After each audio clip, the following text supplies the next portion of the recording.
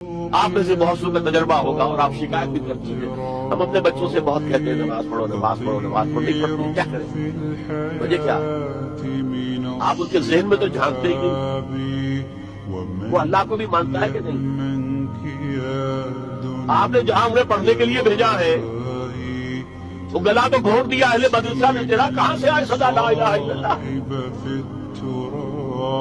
یہی بات تو کہی تھی نا سر سید احمد خان کے بارے میں اکبر آبادی. ہم تو سمجھے تھے کہ لائے گی فراغت تعلیم، کیا خبر تھی کہ چلا آئے گا الہام کے ساتھ. ہم سمجھے تھے تعلیم سے فراغت ہوگی، کیریئر اچھے ہوں گے، کیا پتا تھا اس کے ساتھ الہام بھی چلا رہا. تو جو کچھ یونیورسٹیوں میں پڑھا ہے انہوں نے اگر پڑھ لیا بایولوجی، ڈاروین کا نظریہ پڑھا، ان کے دماغوں میں بیٹھا ہوا ہے. انسان تو صرف ذرا زیادہ ترقی یافتہ حیوان ہے، کچھ بھی نہیں. There is no essential difference. جیسے گدھے اور گھوڑے میں کیا فرق ہے؟ گدھا ذرا کورس قسم کا اینیمل ہے اور گھوڑا ذرا ریفائنڈ قسم کا اینیمل ہے، اور کیا. اسی طرح شمپنزی ہے، گوریلا ہے، وہ ذرا کورس قسم کے اینیمل ہیں، ہم ذرا ریفائنڈ ہیں، کپڑے پہنتے ہیں، یہ نہاتے ہیں دھوتے ہیں، بس ہم کیا.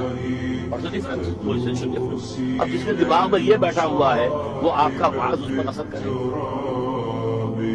پہلے فکر کی تطہیر کرنی ہوگی اور ایمان کی ترویج کرنی ہوگی. پاک کرو اس کو، ان کے ذہنوں کو نظریات سے، اور ان کے اندر قائم کرو ایمان اللہ کا اور رسالت کا. پھر اگر کہو کہ بھائی قرآن کی نماز پڑھے گا